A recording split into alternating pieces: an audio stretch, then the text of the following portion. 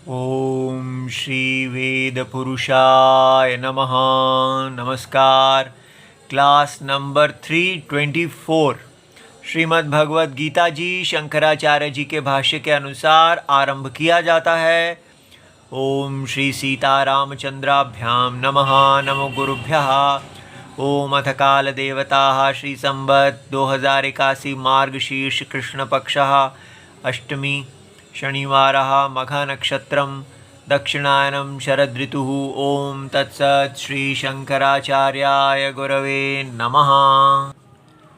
या निशा सर्वभूतानां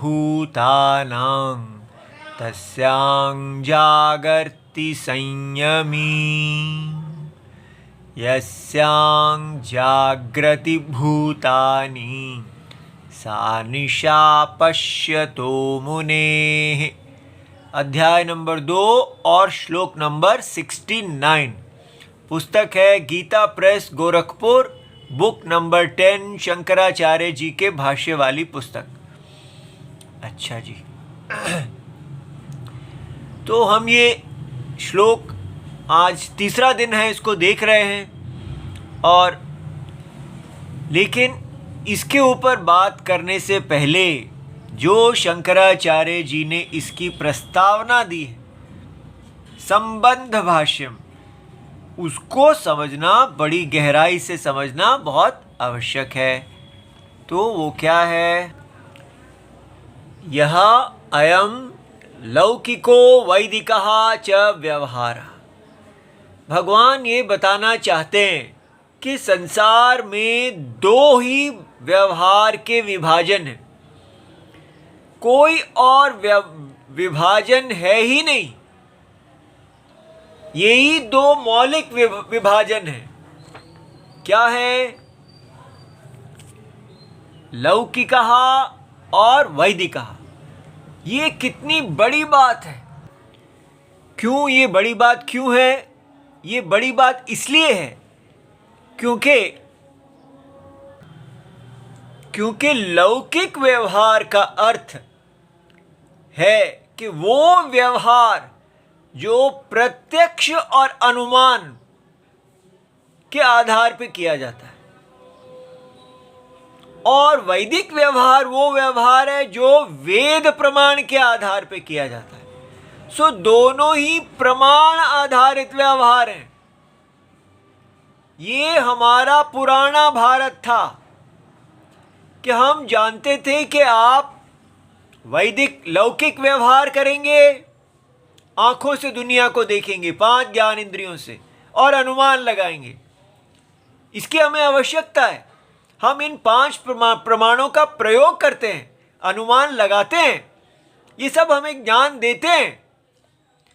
और वैदिक व्यवहार में हम को ये बताया जाता है कि ये जो शरीर है जिसमें 5 ज्ञान इंद्रियां और अनुमान है, वो शरीर किसने पहन रखा है? क्या वो शरीर सत्यम है? क्या वो शरीर हम हैं बस? क्या हम शरीर के अतिरिक्त कुछ नहीं है? तो हमें बताया जाता है, वैदिक प्रमाण ये बताता है कि ये शरीर जो है ये एक महादेवता के शरीर के अंदर है।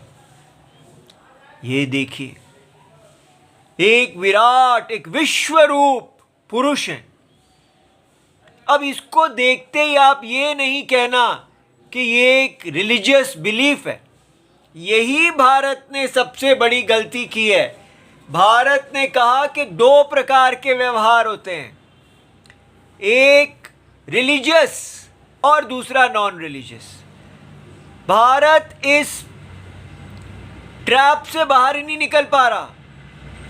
हमने अपनी लाइफ को 2 हिसाब से डिवाइड किया है, religious life, non religious life. हम कहते हैं रिलीजियस लाइफ पर्सनल है। मुसलमान की रिलीजियस लाइफ, क्रिश्चियन की रिलीजियस लाइफ, हिंदू की रिलीजियस लाइफ, ये पर्सनल है। और नॉन रिलीजियस लाइफ यूनिवर्सल है। इस प्रकार हम कहते हैं हम घर में जाएंगे तो रिलीजियस, और दुनिया में आएंगे तो यूनिवर्सल। इसलिए इसको कहते हैं दुनिया की एजुकेशन, और इसको कहते हैं रिलीजियस की एजुकेशन। मुसलमान लोग कहते हैं दीनी तालीम और दुनियावी तालीम। जो वो लोग कहते हैं उसी को ही हमने भी कहना शुरू कर दिया। हमने देखा ही नहीं कि हमारे देश में वैदिक और लौकिक दोनों ही सत्य हैं, दोनों ही ज्ञान है, प्रमाणित हैं। और यहां पर रिलीजियस लाइफ जो इस्लाम और क्रिश्चियनिटी आदि की है वो प्रमाण है ही नहीं। लेकिन ये बात हम समझ ही नहीं पा रहे। हम सोचते हैं बस ये भी हमारा वेद ग्रंथ है, उनका इस्लाम कुरान है, उनकी बाइबल है, ये तीनों में क्या फ़र्क है, कितना भी समझा लो। लेकिन इसके लिए हमारी बुद्धि काम ही नहीं करती। क्यों नहीं करती? क्योंकि लौकिक व्यवहार, जो व्यक्ति कहता है कि यहां पर केवल शरीर है, हम शरीर हैं और हम कंज्यूमर्स हैं, बस कंजम्पशन ही रियलिटी है, हमको कंजम्पशन के लिए जीना है और कुछ नहीं, तो वो प्रत्यक्ष और अनुमान के आधार पर जब कंज्यूमर बन के जीता है तो वो वैदिक सत्य का उल्लंघन करता है, वो इसके विरुद्ध जाता है। इसलिए वो पाप करता है। जो व्यक्ति पाप का जीवन जीता है वो वैदिक पुरुषार्थ के लिए पतित हो जाता है। अभी हमने पिछले श्लोक किया है प्रणश्यति, कैसे हमने देखा है संगात जायते कामः इत्यादि। जो व्यक्ति विषय का ध्यान करता रहता है उसको विषय में काम उत्पन्न हो जाता है, क्रोध हो जाता है, वो सब वैदिक कर्मकांड को भूल जाता है, वैदिक कर्मों को भूल जाता है, केवल प्रत्यक्ष अनुसारी हो जाता है और वो वैदिक चक्षु से देखने के लायक ही नहीं रह जाता, पुरुषार्थ से गिर जाता है, पतित हो जाता है, धर्म पतित। इसलिए क्योंकि अब हमारे भारत में हम केवल लौकिक व्यवहार को ही सत्य मान रहे हैं और वैदिक व्यवहार को सत्य मान ही नहीं रहे, इसको हमने रिलीजियस बिलीफ कह दिया है। उससे क्या नुकसान हुआ है? हम अपने भगवान के पास जाते हैं, हे भगवान, ये लौकिक माने अवैदिक, नास्तिक। पहले हम ऐसे नहीं थे, पहले हम लौकिक व्यवहार और वैदिक व्यवहार में विरोध नहीं करते थे। जो कार्य लौकिक प्रमाणों से होते हैं, आंखों से जो ज्ञान मिलता है, अनुमान से जो ज्ञान मिलता है, वो वेद से नहीं मिलता। जीवन जीने के लिए तीनों प्रमाण चाहिए, लेकिन इनमें विरोध नहीं होना चाहिए। लेकिन क्योंकि अब हमने इसको केवल बिलीफ मान लिया है, तो हम सोचते हैं कि मुसलमान भी लौकिक व्यवहार करते हैं, क्रिश्चियन भी लौकिक व्यवहार करते हैं, मुसलमान हिंदू भी करते हैं, फिर सब अपने अपने घर जाके अपने अपने भगवान को कहते हैं कि हमको इस लौकिक व्यवहार में करने के लिए बल दीजिए। अगर एक क्रिकेट मैच होगा तो सब क्रिकेट मैच में खेलेंगे, हिंदू मुसलमान ईसाई, लेकिन अपने अपने वो अल्लाह गॉड और भगवान को जाके पूजा करेंगे, हे भगवान हम क्रिकेट मैच में जीत जाएं। तो इसलिए ये वेद किस लिए है? ये जीवन के क्रिकेट मैच में जीतने का साधन है, बस यही रिलीजन है। सारी पूजाएं किस लिए हैं? ताकि हम लौकिक क्रिकेट मैच जीत सकें। दिवाली मना लो, होली मना लो, त्योहार मना लो, किस लिए? कंज्यूमरिज्म, मजे के लिए, केवल ताकि शरीर को मजा आता है, ये लाइफ में एक खुशी लाता है। और उस दिवाली में क्या कहो, हे भगवान हम आपकी पूजा कर रहे हैं ताकि हम क्रिकेट मैच जीत जाएं। जीवन एक मैच है जिसमें हम जीते हैं। और हम सोचते हैं क्रिश्चियंस क्या कर रहे हैं, वो अपने गॉड को कह रहे हैं, इस्लाम भी अपने गॉड को कह रहा है। इसलिए यहां कितनी गलती है, बहुत गलती है। पहले तो क्रिश्चियंस और इस्लाम क्रिकेट मैच ने जीतने के लिए प्रार्थना नहीं करते। उनकी प्रार्थना है कि ये सारे हमारे अतिरिक्त कोई भी वो पूजा करने वाला डेविल, इनफिडल खत्म हो जाए। उनका परिभाषा है कि हम किस प्रकार अपने अल्लाह का और गॉड का किंगडम, उनका साम्राज्य पूरी तरह ये सारा जहां हमारा किया जा सके। वो अंदर ही अंदर इसकी जड़ काटने के लिए बैठे हैं। तो इसका तो हमें पता ही नहीं है। हम हिंदू सिर्फ यही सोच रहे हैं कि एक लौकिक व्यवहार होता है और हर एक की अपनी अपनी पद्धति की धूप बत्ती होती है। पहले तो यही गलती है कि हम इसीलिए हम कहते हैं चलो कोई बात नहीं, अगर कोई क्रिश्चियन बन गया, मुसलमान हिंदू बन गया तो भी क्या फर्क पड़ता है, वो उस तरह पूजा कर रहा है। इसलिए ये समझना है कि एक तो गलती हमारी ये हो रही है कि रिलीजन का काम है अपने आप को फैलाना, जैसे गुंडे अपने आप को फैलाते हैं। वो आपस में एक ब्रदरहुड ऑफ बैंडिट्स बनाते हैं और फैलते जाते हैं। जैसे कोरोना अपने आप को फैलाता है, कोरोना इज अ रिलीजन, वो फैलता जाएगा, उसमें कोई धर्म नहीं है।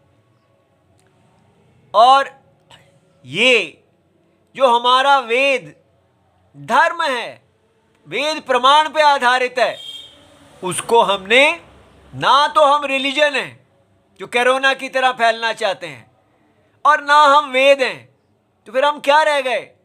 हम केवल शरीर से मजा लेने वाले लोग रह गए। हम कहते हैं क्रिकेट, जीवन एक क्रिकेट मैच है, क्रिकेट मैच खेलो बस, लाइफ इज एन आईपीएल, आए हैं मजा लो और जाओ, ठीक है। इसलिए हमें कोई रिलीजन को बढ़ाना नहीं है, हमारी कोई रिलीजियस कमिटमेंट है ही नहीं। हमारी कमिटमेंट है आईपीएल क्रिकेट मैच पे। Life is a cricket match. भगवान हमें क्रिकेट मैच दिला दो, हमें नौकरियां दिलवा दो, हमें पैसा दिलवा दो, हम आपके मंदिर बना देंगे, गिव टेक बस। अगर भगवान को कुछ देंगे तो हमें कुछ मिलेगा। और अब हमको पता लगने लगा है अरे ये तो बड़ा खतरा है, क्योंकि वो ईसाई और मुसलमान जो हैं वो तो जीवन में क्रिकेट मैच चाहते ही नहीं हैं। वो तो चाहते हैं कि हम ही फैल जाएं, वो तो हमें काट रहे हैं, हम उनको अपने जैसा समझ रहे थे। अब हमारा नया क्राइसिस क्या आ गया है? बटेंगे तो कटेंगे, पॉलिटिकल आइडेंटिटी। तो इसलिए बटेंगे तो कटेंगे, ये उल्टा लिखना था। तो वो क्या है कि अब हम सारे क्रिकेट मैच खेलने वाले लोग हैं, लेकिन दूसरे वाले तो क्रिकेट मैच नहीं खेलने वाले हैं, वो तो जड़ें काटने वाले हैं, वो तो अपना साम्राज्य फैलाने वाले हैं, जिहाद करने वाले हैं। तो हमको क्या करना चाहिए? सारे क्रिकेट मैच खेलने वाले हिंदू इकट्ठे हो जाओ, ताकि तुम अपने आप को बचा लो, ताकि तुम अपना जीवन में जो क्रिकेट मैच प्रिय हो वो करते रहो। नहीं तो तुम लोग नहीं खेल पाओगे क्रिकेट मैच, अपने मजे की जिंदगी तुम्हारी खत्म हो जाएगी। इसलिए पॉलिटिकल पावर बनो और अपने भारत को बचाओ। क्या है ये भारत? क्रिकेट का मैच। इसलिए ना हम रिलीजियस नेशन है, हिंदू कोई रिलीजन भी नहीं है, और ना हिंदू धर्म है, ना हम धर्म है ना हम रिलीजन है, हम क्रिकेट प्लेयर्स हैं बस। और सोचते हैं हम बहुत बड़े बात है, ये हिंदू तो कोई रिलीजियस प्रॉब्लम नहीं खड़ी करते, बस जहां जाते हैं अपने भगवान से पूजा करते हैं चुपचाप, नो प्रॉब्लम्स, एंजॉय। तो हम लोग क्या हैं? केवल बस लौकिक पुरुष। शरीर है, यावत जीवेत सुखम जीवेत, जब तक जियो सुखी जियो। चारवाक, बस उसमें यह है कि लोकल रूल्स फॉलो करो। जो हम रूल्स बनाए, भारत का संविधान क्या है? लौकिक। Follow the rules of the game, play with rules, इस प्रकार कहते हैं, लेकिन रूल्स कोई फॉलो नहीं करते। बड़े हम अपने आप को कहते हैं कि रूल्स फॉलो करने वाले। आजकल हिंदुओं में कोई चरित्र है ही नहीं। हर व्यक्ति पूरी तरह बिका हुआ है। एक मैनेजमेंट इंस्टीट्यूट में जाके पूछा बच्चों से, आप लोग मैनेजर्स बनना जा रहे हैं, क्या आप ऐसी ऑर्गेनाइजेशंस में जॉब लेंगे जहां पर गलत प्रैक्टिसेस होती हैं? क्या इस सिगरेट कंपनी में जाएंगे? क्या किसी ऐसी घी की कंपनी में जाएंगे जो गलत घी बेचता है? किसी ने नहीं कहा कि इसमें क्या गलती है। वो कहते हैं हम अपनी कमाई करने जा रहे हैं। अगर हम ये सब देखने लगेंगे तो हमें नौकरी ही नहीं मिलेगी। जो हमें सबसे ज्यादा पैसा देगा हम वहां जाएंगे, दैट्स ऑल। ये है हिंदुइज्म। जहां पैसा मिलता है उसके लिए सब बिकने के लिए तैयार हैं। तो मुसलमान और ईसाई क्या है? काटो रिलीजन, बस रिलीजन से फैलाओ, कन्वर्शंस हर प्रकार से। और हिंदू क्या है? बस हमें पैसा चाहिए, पैसा से मजा करना, अर्थ काम, अर्थ काम। नो रिलीजन, नो वेदा, नो धर्मा, नो रिलीजन, ओनली प्लेजर, मजा। खेलो, मजा करो। दुनिया किस लिए है? गुड लिविंग के लिए। जियो, सब कुछ, सब मजा करें, सब आराम से खाएं। ये हिंदुइज्म है। और ये हिंदुइज्म क्या कह रहा है? ह्यूमैनिटेरियनिज्म। ये इंसानियत है कि आप इंसानियत को ध्यान दो। जब इंसानियत, हर व्यक्ति एक जीव है, तो वो क्या करेगा? हर व्यक्ति अपने भोग के लिए, जब उसका काम सीधी उंगली से नहीं निकलेगा तो टेढ़ी उंगली से निकालेगा। और अगर सीधी उंगली से निकल भी रहा है तो उसका लालच ही उसको उंगली टेढ़ी करने के लिए कहेगा। लालच बढ़ता ही जाएगा। लेकिन हम अपने किसी शास्त्र को देखते ही नहीं, सिर्फ बातें करते हैं। जाके अपने आश्रमों में पैसे दे देते हैं, घूस दे देते हैं, भगवान को घूस से खरीद लेते हैं। ना हमारे गुरु जन इत्यादि, वो भी बिजनेस कर रहे हैं। शास्त्रों का बिजनेस करो। लोग आते हैं, आइए आइए, पैसा दीजिए, नमस्कार कीजिए, जाइए। कोई राम जैसा बनना नहीं चाहता, कोई सत्यवादी नहीं होना चाहता, कोई सत्य के लिए धर्म, अपने राज्य का त्याग नहीं करना चाहता, कोई सीता जी जैसा नहीं होना चाहता कि अपने पति के लिए वो वनवास चले जाएं पति के पीछे। ना कोई सीता, ना कोई राम, केवल काम। ये है मॉडर्न हिंदुइज्म। और ऐसे हिंदुओं को अब हम भगवत गीता पढ़ाएंगे? क्या पढ़ेंगे वो भगवत गीता?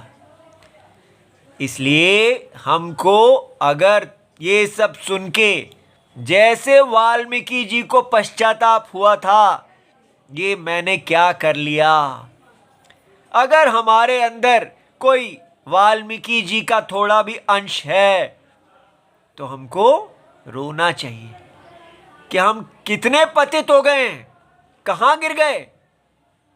हम रिलीजन भी नहीं है, हम धर्म भी नहीं है, हम केवल भोगी हैं, कंज्यूमर्स। यही गवर्नमेंट कहती है, यू आर उपभोक्ता, कंज्यूमर्स, दैट्स ऑल। और कंज्यूम के लिए हर व्यक्ति इस बाजार में उतरा हुआ है। हिंदूज कौन है? बाजारू वेश्याएं। बाजार में उतरो और कमाओ, और वो इसमें खराबी क्या है? बाजार धर्म का पालन करो। इतनी गिरावट आ गई हमारे अंदर, और फिर भी हम अपने आप को दुनिया में सबसे श्रेष्ठ, सबसे महान, अपनी गुणगान करने वाले बैठे हुए हैं। इसलिए लौकिक से वैदिक में जाना आसान काम नहीं है। अगर आसान काम होता तो जो वाल्मीकि जी थे, जो रत्नाकर डाकू बने हुए थे, सीधा नारद जी को कहना चाहिए था, चलो भाई ये आज से छोड़ो, आज से आप गायत्री मंत्र शुरू कर दो, आज से आप अपना यज्ञोपवीत पहन लो और बस हो गई घर वापसी। लेकिन बीच में क्या आया? प्रायश्चित्तम। पाप को क्षय किया और अपने उस शरीर को, तन और मन को वैदिक व्यवहार के लिए योग्य बनाया। कौन है हम लोग, हम में से, जो प्रायश्चित्त करना चाहता है, जो ये देखता है कि ये जो हम जी रहे हैं, जिसको हम सेकुलर लाइफ कहते हैं, बाइबल ने ये शब्द बनाया सेकुलर, और वहां भी वो ये कहते हैं, घटिया लोग जो बाइबल को नहीं मानते, वो नीच लोग जो होते हैं वो सेकुलर होते हैं। और वैदिक वेदों ने क्या शब्द बनाया? नास्तिक। सो बाइबल की दृष्टि से हम लोग सेकुलर नीच हैं, और वेद की दृष्टि से हम लोग नास्तिक हैं, क्योंकि हमने वेद को बना लिया बस भगवान को खिलाओ और मार लो। एज दो नास्तिकों की एक्टिविटी में वेद हमें हेल्प करेंगे। इतने गिर गए, हमको पता ही नहीं कि क्या है वेद की दृष्टि, बस माल खाने के लिए पैदा होते हैं हम लोग। इसलिए ये सब आपको डांटा नहीं जा रहा, हम खुद अपने आप को डांटे हैं और अभी भी अपने आप को गटर में से बाहर निकाल रहे हैं। कैसे निकालना है अपने आप को बाहर? जो भगवान हैं हमारे, उनको पहले देखिए, भगवान को पहचानिए। भगवान कोई ऐसे नहीं है कि उनको धूप बत्ती देके माल खाना है। कौन है हमारे भगवान? हमारे भगवान ये हैं, पूरा जगत जिनका शरीर है। पहले तो ये मानिए, सारा जगत, सारा ब्रह्मांड वो पुरुष हैं। पूर्णम अनेन सर्वम, सब कुछ उनके द्वारा पूर्ण है। ये सारी सृष्टि उनका शरीर है। और कैसा शरीर? अविद्या कल्पित शरीर। अब यहां जागृत रहिए। अविद्या माने अज्ञान, ignorance, ignorance of a fact. किसी सत्य के तत्व के बारे में अज्ञान, इग्नोरेंस हो तो वहां एरर हो जाता है। तो उनका शरीर क्या है? A mistake, a mistaken perception. उनके अंदर अज्ञान के कारण एक नाम और रूप की उत्पत्ति हो गई। उसी को एरर कहते हैं। समझिए, कोई भी वस्तु को आप नहीं जानते, ये कोई जादू नहीं है। किसी भी वस्तु को आप नहीं जानते तो आप उस वस्तु में एक परसेप्शन क्या होती है? नाम, रूप। एक रूप होता है जिसका नाम होता है। ये कितनी बड़ी बात है। हम कभी ऐसा नहीं होता, जैसे मैं कहता हूं ये सांप है, तो सांप एक नाम है और सांप एक रूप है। ये सारा जगत नाम रूपात्मक है, केवल रूप नहीं है। और वो नाम उसको कहता है, बताता है कि ये क्या है। इसलिए हम नाम के द्वारा ही किसी वस्तु को समझते हैं। तो भगवान एक समष्टि नाम रूप, इस प्रकार है हमारे भगवान। तो हम पहले सीखते हैं कि ये सारे सूर्य चंद्र जिसके नेत्र हैं, सारी नदियां उनकी ब्लड वेसल्स हैं, सारे वृक्ष उनके शरीर के रोए हैं। इस प्रकार धर्म उनकी छाती है, अधर्म उनकी पीठ है। एक एक अंग में हम इस विश्व पुरुष को, एक एक चीज को हम उनके विश्व पुरुष में देखते हैं। फिर ये जो बात बताई जा रही है, अब हम कहें ये बिलीफ है या नॉलेज है? क्यों माने हम ये ऐसा? हमें तो कुछ नहीं दिखता ऐसा। क्यों नहीं दिखता? देखिए आपका अपना शरीर तो आपको दिखता है, लेकिन उस शरीर के अंदर जो प्रकाश स्वरूप देवता बैठे हैं, प्रकाश, जिनका स्वरूप है प्रकाश, देखिए उन देवता को जो सारे इस व्यवहार को देखते हैं, लौकिक और वैदिक व्यवहार के साक्षी। जो भी आप प्रत्यक्ष और अनुमान लगा रहे हैं दृश्य के बारे में, और जो वेद बता रहे हैं, ये सारा ज्ञान उस प्रकाश आत्मा के द्वारा देखा जाता है। वो इस सारे जगत के साक्षी हैं, लेकिन केवल साक्षी ही नहीं है, उस सारे जगत के सत्यम भी हैं। ये सारा जगत सत्य के बारे में एक मिसपरसेप्शन है, इसलिए अविद्या कल्पित ऐसे भगवान को हमें इंट्रोड्यूस किया जाता है। हम सोचते हैं ये एक मूर्ति है, बस प्रसाद वो चढ़ाओ, वो सब करो और कहो मुझे क्रिकेट मैच जीतना है। बंद करें ये सब। हम ये जो विराट हैं, इन्हीं का, इनको कहा जाता है ये यज्ञ पुरुष हैं। इनके अंदर एक यज्ञ हो रहा है, ये यज्ञ वेदी है। इनके शरीर का वर्धन जिस चीज से होता है उसको धर्म कहते हैं। इनके शरीर का ह्रास जिससे होता है उसको अधर्म कहते हैं। ये धर्म अधर्म की डेफिनेशन, परिभाषा है। ऐसे मर्जी से ही नहीं धर्म अधर्म बना सकते, ये वैदिक परिभाषा है। फिर कैसे होता है इनके धर्म? वेद ही बताते हैं कि ये शरीर के अंदर सिर ब्राह्मण है, क्षत्रिय भुजा, जांग वैश्य, पैर शूद्र, और इनके धर्म नहीं पालन करने वाले पंचम, और इसके बाहर गिरिवासी आदि सब इसी से जुड़े हुए हैं। लेकिन इनका एक मुख्य शरीर वर्णाश्रम धर्म का अधिकारी हैं। ये लोग सब लोग इसके अधिकारी नहीं हैं। अपने कर्म से व्यक्ति वर्णाश्रम धर्म के अंदर पैदा होता है, कोई उसके बाहर पैदा होता है। तो ये वर्णाश्रम धर्म सबसे इंपॉर्टेंट चीज है इस विश्व पुरुष की। ये धर्म को करना ब्राह्मण के लिए वेद रक्षा। अगर वो करेंगे ही नहीं और क्रिकेट ही खेलते रह जाएंगे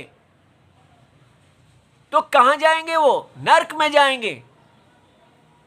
क्षत्रिय रक्षा ही नहीं करेंगे धर्म की तो वो क्या करेंगे? नर्क में जाएंगे। वैश्य वेद रक्षा नहीं करेंगे वाणिज्य करके, जो भी वाणिज्य है उनका वेद रक्षा के लिए होना चाहिए। शूद्र जो भी वो सेवा करते हैं वेद रक्षा के लिए होनी चाहिए। वेद पुरुष ये सब हम भूल गए। हम अपने बच्चों को बस स्कूलों में भेजते हैं ताकि वो संसार का क्रिकेट मैच जीत सकें। पूरी तरह वेद से कट गए। और ये बात, ये अयम वैदिकः वैदिको लौकिकः वैदिकः व्यवहारः, ये हमने कभी अपने शास्त्र तक नहीं देखे। और स उत्पन्न विवेक ज्ञानस्य, जो व्यक्ति ज्ञानी है वो कहता है कि ये जो सारा शरीर है जिसमें लौकिक और वैदिक व्यवहार हो रहा है, ये पूरा शरीर जो है स्थित प्रज्ञा के लिए क्या है? अविद्या कार्यत्वात्। ये तो परम सत्य के बारे में अज्ञान के कारण आया है, इसलिए अविद्या निवृत्तौ निवर्तते। परम ज्ञानी के लिए ये सारा शरीर असत्य है, वो केवल सत्य में रहते हैं। अविद्यायाः विद्या विरोधात्, क्योंकि अविद्या का विद्या से विरोध होता है, इसलिए अविद्या की निवृत्ति हो जाती है। ये बात बताने के लिए अगला श्लोक है। इसलिए आप अगले श्लोक के लिए यदि तैयार होना चाहते हैं तो ये देखिए कि हमारे में कितनी गलती हो गई। कहाँ हम वैदिक व्यवहार और लौकिक व्यवहार के भेद को समझे ही नहीं। अभी हम नास्तिक, लौकिक माने नास्तिक, पूरी तरह हिंदू नास्तिक बने हुए हैं। उनके मंदिर इत्यादि सब नास्तिक हैं, क्योंकि उसमें जो कुछ भी पूजाएं हो रही हैं वो इसीलिए हो रही हैं कि हम क्रिकेट मैच जीतें। हम कोई अच्छे ब्राह्मण, अच्छे क्षत्रिय, अच्छे वैश्य इत्यादि नहीं बनना चाहते। हम यज्ञवर्धन करना ही नहीं चाहते, हमें पता ही नहीं है। इसलिए उस गिरावट से, उस पतन से निकलने के लिए सीताराम सीताराम एक बार भी बोल देंगे ना तो हम कोटि जन्मों के पाप से दूर हो जाएंगे और अपने वेद में प्रतिष्ठित हो जाएंगे। इतनी बड़ी बात है हमारे सीताराम। राम जी को याद करें। ओम नमो भगवते वासुदेवाय। प्रणाम।